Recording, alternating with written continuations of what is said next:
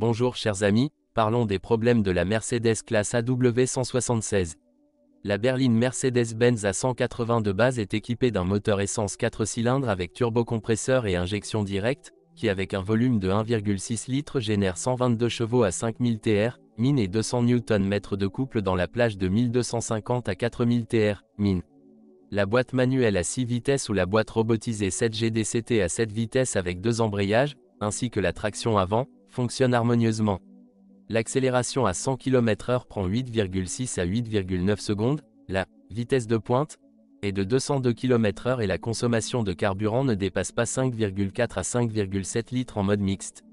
La version à 1,5 jours de 180 litres, d'une capacité de 109 chevaux, dont la puissance est de 260 Nm à 1750 à 2500 TR, min, vient ensuite dans la hiérarchie. Elle est équipée des mêmes boîtes de vitesse que le moteur mentionné ci-dessus. Elle accélère jusqu'à 190 km/h et, après 11,3 secondes, laisse la marque de 100 km/h. Une voiture à boîte manuelle a besoin en moyenne de 4,1 litres de diesel, et une voiture à boîte robotisée 0,2 litres de moins. Sous le capot de la Mercedes A200 se trouve un moteur turbocompressé de 1,6 litres délivrant 156 chevaux à 5300 TR, min et 250 Nm de couple à 1250 à 4000 TR, min. Il n'y a pas d'alternative à la transmission 7G DCT pour transmettre la puissance aux roues avant. Les caractéristiques sont correctes, 7,8 secondes d'accélération de 0 à 100 km/h, 224 km/h de vitesse max. Et 5,4 litres d'essence pour chaque 100 km, combiné.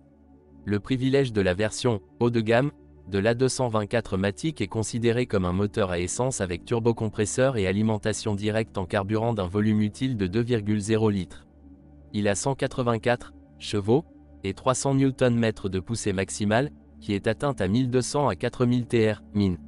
La boîte de vitesse robotisée et le système de transmission intégrale permettent à la voiture de tirer jusqu'à 100 km/h en 7,4 secondes, et la vitesse maximale est de 228 km/h.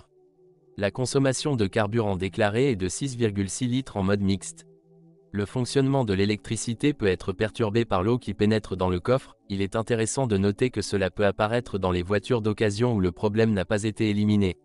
L'eau pénètre par des ouvertures, qui sont placées relativement haut, sous le pare-choc, et leurs bords ne sont pas scellés. La réparation consiste à remplacer par des neufs et à coller et sceller soigneusement les bords.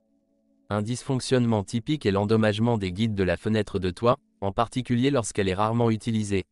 Le diesel 1.8, à 180 CDI, à 200 CDI, ne pose pas non plus beaucoup de problèmes, seul le 2.1, à 200D, à 220 CDI et à 220D, a, mais pas toujours, un problème de remorquage de la chaîne de distribution. Le coût de remplacement n'est pas faible car la chaîne se trouve du côté de la transmission, il faut donc démonter le moteur. Approchez avec prudence les véhicules d'occasion équipés d'une transmission à double embrayage 7G DCT, car après 180 000 km, des réparations peuvent être nécessaires, par exemple le remplacement de la mécatronique. Il convient de garder à l'esprit que la Mercedes classe A, telle qu'elle est adaptée à une voiture moderne, nécessite un équipement de diagnostic approprié. Il suffit de dire que même les opérations les plus simples ne peuvent pas être effectuées sans l'utilisation d'un équipement de diagnostic Mercedes d'origine. Même une chose aussi simple que le remplacement des plaquettes de frein arrière nécessite une connexion à l'ordinateur, car elles sont à commande électrique. En raison d'une installation incorrecte des fusibles, plusieurs fonctions du véhicule peuvent ne pas fonctionner. Il s'agit notamment du détecteur de présence de passagers sur le siège passager avant, de l'affichage de l'état de l'airbag passager, des instruments et des essuie-glaces. Cela peut entraîner un accident ou un risque accru de blessure pour les passagers en cas d'accident. Le rappel concerne les véhicules fabriqués entre le 9 septembre et le 7 novembre 2014. Le mauvais logiciel a été installé dans le pilote du programme de stabilité électronique, ESP, des véhicules concernés. Le rappel concerne les véhicules fabriqués en 2012, 2013 et 2014.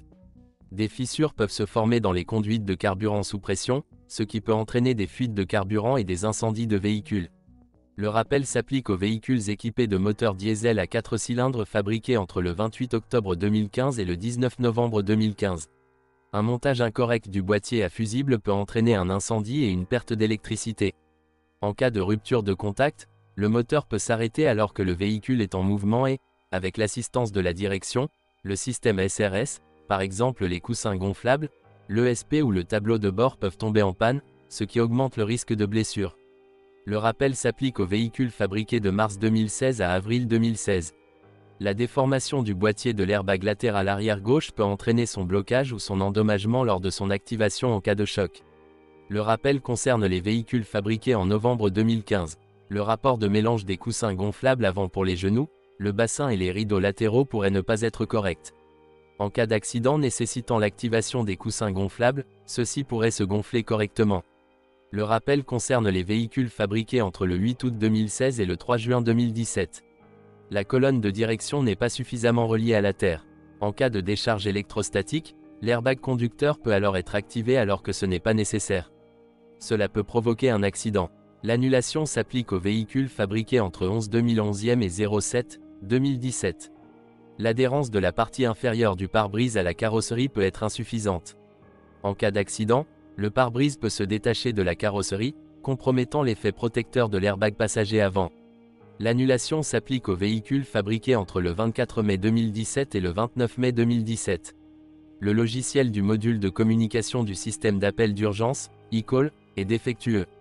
Par conséquent, il peut être impossible d'établir une connexion vocale avec le centre d'appel d'urgence Mercedes-Benz ou de transmettre des informations sur le véhicule.